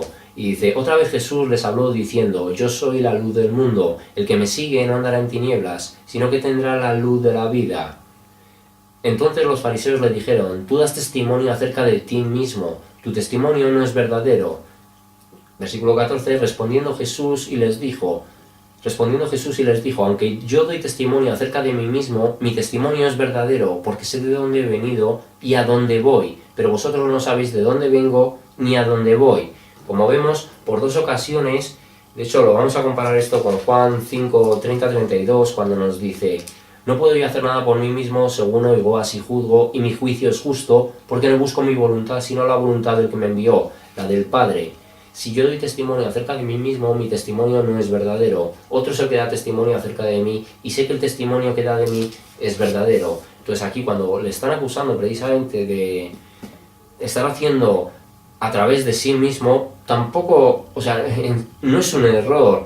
O sea, es un error porque no están reconociendo que la voluntad del Padre y del Hijo están unificadas. Pero decir, estás haciendo tu voluntad cuando Dios es, o sea, Cristo es parte del mismo Dios, pues sí, pues evidentemente hace su voluntad, aunque Cristo siempre manifiesta que viene a hacer la voluntad del Padre, pero porque Cristo mismo no quiere concederse, no quiere robarle ni la gloria al Padre, ni quiere gloriarse en sí mismo a sí mismo, ¿no? O sea, no quiere hacer eso, él no quiere, no pretende eso en ningún caso. Entonces, no hay contradicción entre los textos, estos que hemos leído de Juan 8, 12, 14 y Juan 5, 30, 32, donde está en Juan 8, 12, 14 nos dice: yo soy la luz del mundo y el que me sigue no andará en tinieblas, sino que tendrá la luz de la vida. Entonces los fariseos le dijeron: tú das testimonio acerca de ti mismo y tu testimonio no es verdadero. Respondiendo Jesús y les dijo: aunque yo doy testimonio acerca de mí mismo, mi testimonio es verdadero porque sé de dónde he venido y a dónde voy. De nuevo al Padre. Pero vosotros no sabéis de dónde vengo ni a dónde voy. O sea, diciéndolos, vengo del Padre y vuelvo al Padre, ¿vale? Y por eso os hablo de esta manera y no necesito, de hecho, que tú me confirmes que mi testimonio es falso o verdadero. No lo necesito porque yo sé lo que hablo, ¿no?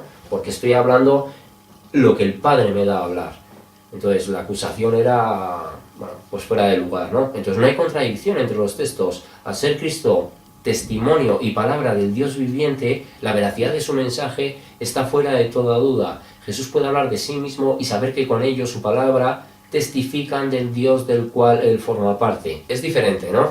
Es diferente cuando, o sea, en la figura de Jesús es diferente a la figura de cualquier creyente que siempre ha de someter su mensaje a la Escritura y adecuarlo, ¿no? Y que esté absolutamente alineado a lo que nos da el texto y no salirse de ahí. Si nos salimos, si uno se sale por una mala interpretación, incluso por lo que he hablado, la posibilidad de que interpretemos un mensaje y busquemos otra interpretación y a lo mejor en un momento dado pues ahí nos colemos y queramos ver algo que igual no hay, ¿no? Pero que no sería un problema si es algo que doctrinalmente está fundamentado por el resto de la Escritura. Pero otra cosa es que vengamos con nueva revelación, con nueva interpretación, bueno, con doctrinas que simplemente no están avaladas por la Escritura. Ese es cuando viene un error, ¿no? Entonces, en la figura de Cristo no es lo mismo, porque Cristo en sí mismo es el verbo, es la ley, es la palabra de Dios. Entonces, Él no necesita alguien que lo valide o que lo certifique como verdadero cuando, bueno, pues 2000 años después no se ha encontrado un mensaje como el suyo, ¿no? Entonces sus palabras siguen tan vivas como lo fueron en su momento. Venga, vamos en este caso, seguimos Juan 8, 16, 19, en este mismo apartado, Jesús la luz del mundo, y dice: y si yo juzgo, mi juicio es verdadero, porque no soy yo solo, sino yo y el que me envió, el Padre. Y en nuestra ley está escrito que el testimonio de dos hombres es verdadero. Yo soy el que doy testimonio de mí mismo, y el Padre que me envió da testimonio de mí. Entonces, el Padre habló por medio de los antiguos profetas acerca de su Hijo, y Jesús confirmó la Escritura tanto en hechos como por palabras. La misma vida de Jesús fue testimonio del Padre, porque confirmaba la profecía, porque certificaba la Escritura. Entonces, lo que estamos viendo es que, y dice, el Padre da testimonio de mí, precisamente porque el Padre habló de mí, el escrito, la Escritura habló de mí. Y entonces está diciendo, vosotros creéis, porque finalmente estos judíos, los fariseos, bueno, eran quizá tan devotos en cuanto a la religión y las tradiciones que no estaban sabiendo reconocer todo lo que sus antiguos profetas claramente les estaban mostrando, ¿no? Estaban en ese sentido cegados, pero estaban ambos testimonios. Un testimonio que tenía, no sé, pues 1000 años más de 1000 años anterior a Cristo en todos los escritos, en varios de los escritos del Antiguo Testamento, y Cristo en ese sentido adecuándose y de hecho reinterpretando y trayendo una mayor comprensión de todo lo que antes se había comunicado, ¿no? Entonces, por eso ya él tenía en sí ese testimonio, y después a posteriori el que da testimonio es el Espíritu del Padre al resto de la Iglesia, que es quien verdaderamente da a creer, ¿no? Hace creer a las personas. No es creer que las personas crean porque quieren creer, sino porque es el Espíritu de Dios el que da a creer, el que permite creer. Venga. Vale, vamos a seguir Juan 8, 26, 29. Y aquí nos está hablando de a donde yo voy, vosotros no podéis venir.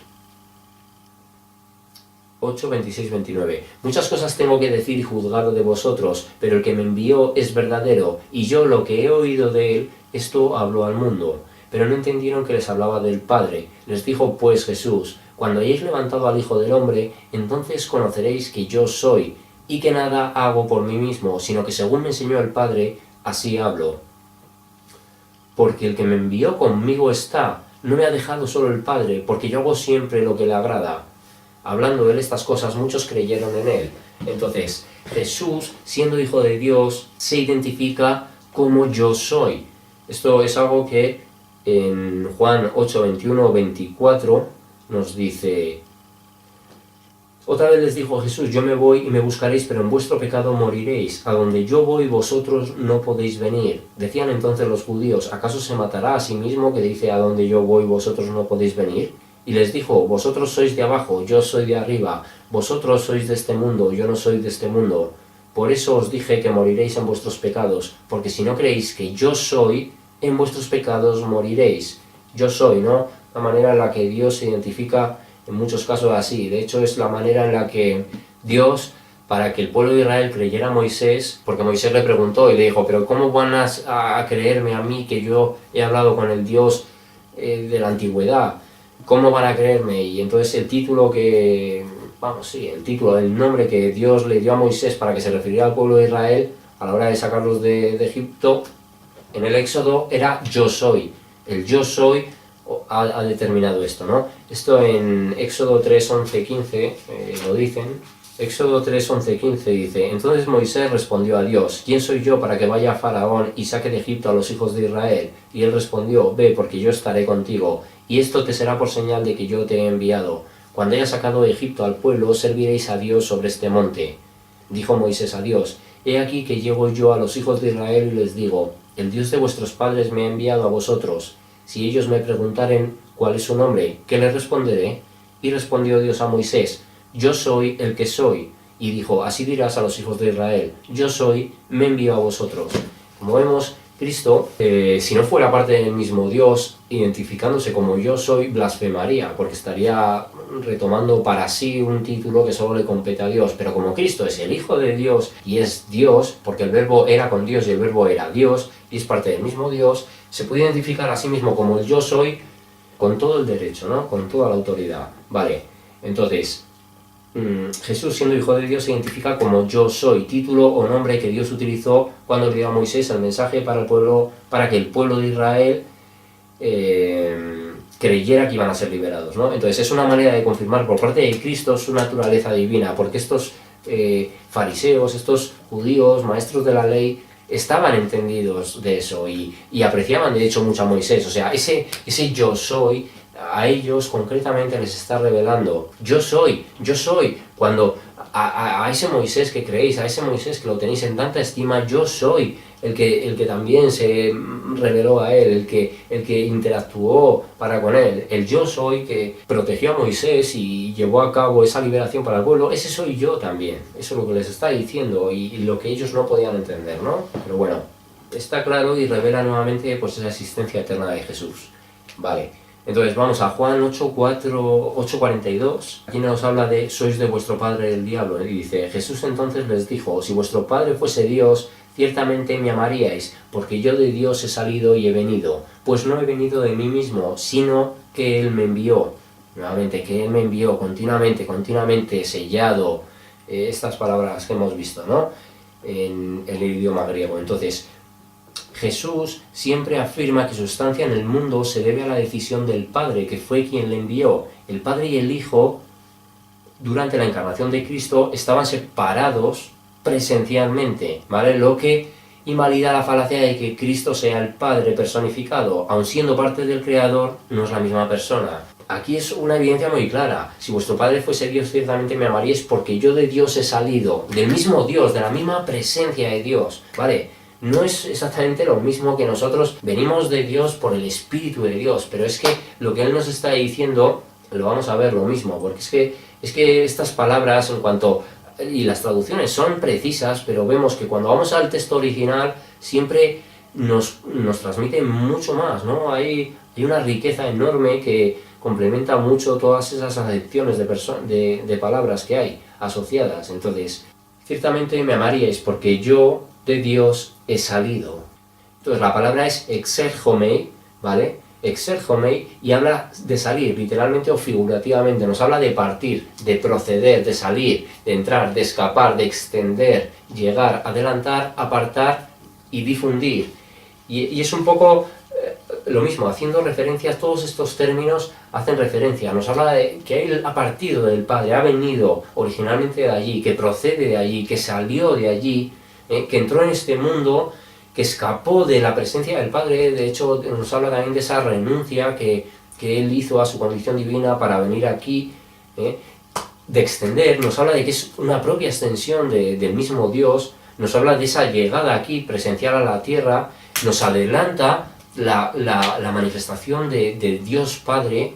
Él es el representante supremo de la divinidad, es un apartado de Dios y también viene a difundir el mensaje. Como vemos, toda esa palabra, exergomai, nos trae todos esos significados adicionales que en sí mismo, al contexto de lo que es la persona de Jesús, tiene un significado cada uno de los términos, con lo que también ha sido su labor, ¿no? Y con lo que nos transmite. Entonces, ese me envió, como vemos, bueno, no, en este caso hemos visto, he salido es la palabra que hemos visto, he salido, el envió lo hemos visto antes, que aquí de nuevo vuelve a aparecer, aunque en este caso es, la palabra que nos utiliza es apostelo, ¿vale? Apostelo, que habla de, cuando dice, de Dios he salido y he venido, pues no he venido de mí mismo, sino que Él me envió, y aquí es apostelo, precisamente.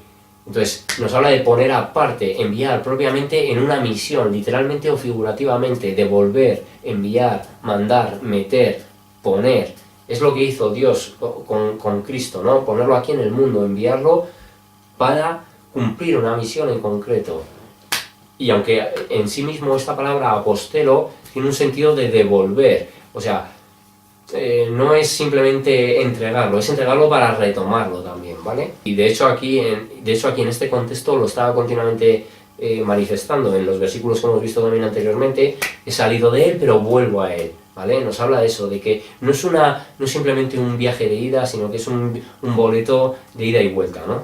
Entonces así estaba establecido por el Señor. No iba a permitir Dios dejar a Jesús, por eso también el ministerio fue lo que fue de Cristo y no se alargó más en el tiempo, porque era el tiempo perfecto de Dios, pero porque evidentemente no se le iba a permitir, ya que Jesús inmediatamente comenzó su ministerio, empezó a ser agobiado, empezó a ser perseguido.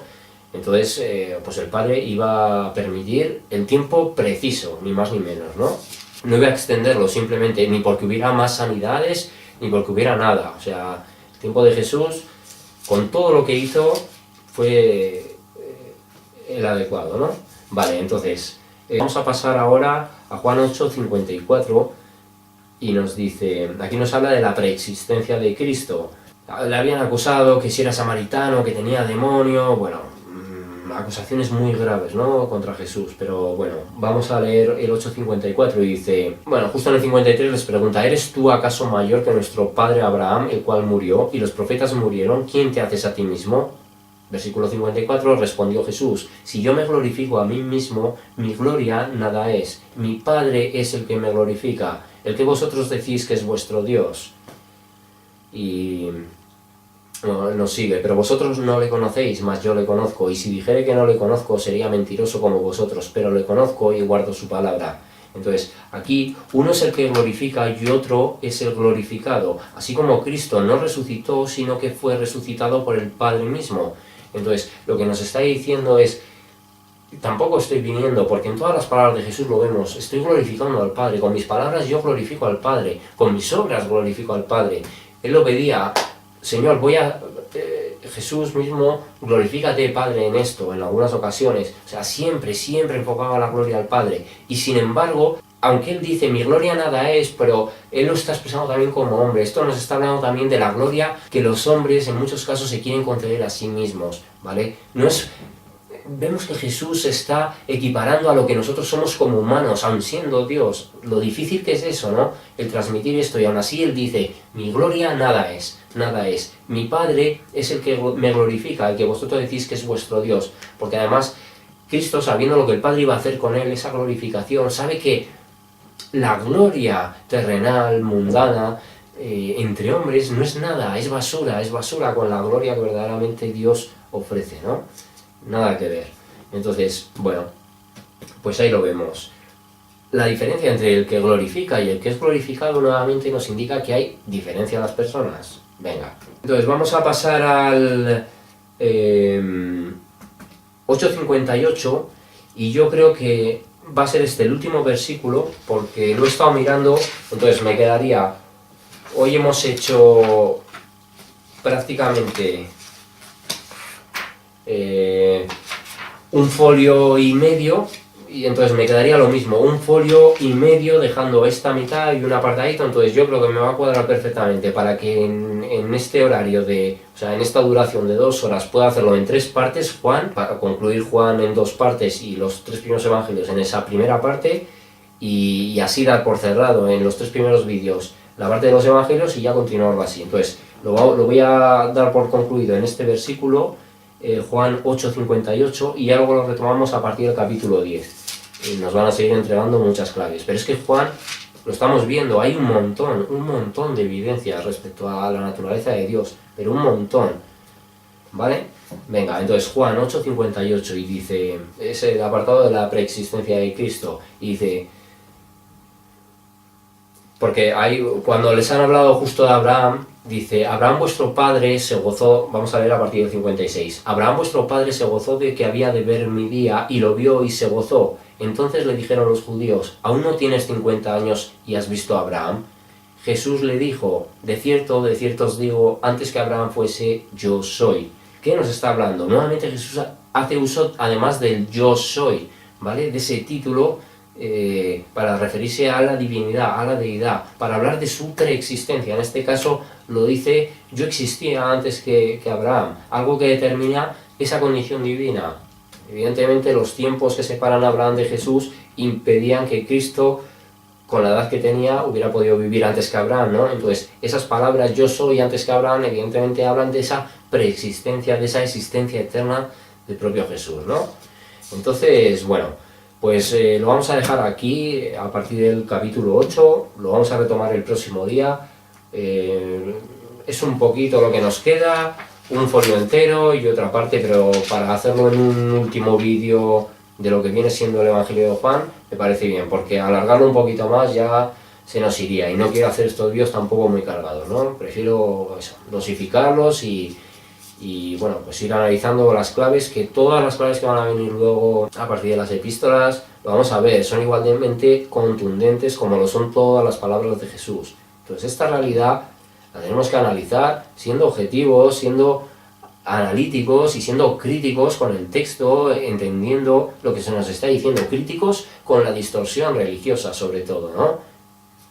Porque como vemos, la religiosidad endurecida no era capaz de reconocer, aun a pesar de que Cristo está utilizando el yo soy, hablándoles de Abraham, hablándoles de yo existo antes que él, no eran capaces de verlo, ¿no? Pues nosotros tenemos que contemplar toda la Escritura para que veamos que es una misma verdad en todo el mensaje, ¿vale? En cuanto a la Trinidad. Pues nada, chicos, lo retomamos el próximo día a partir de este capítulo 10, empezaremos a ver el Evangelio de Juan. Y bueno, pues iremos siguiendo. Una vez que se presente esa parte, ya vendrá a continuación el primer vídeo sobre la salvación, que ya en la introducción explicaré un poquito cómo va a ser ese vídeo, ese estudio que vamos a hacer. Así que nada, cuidaros chicos y que Dios os bendiga. Chao.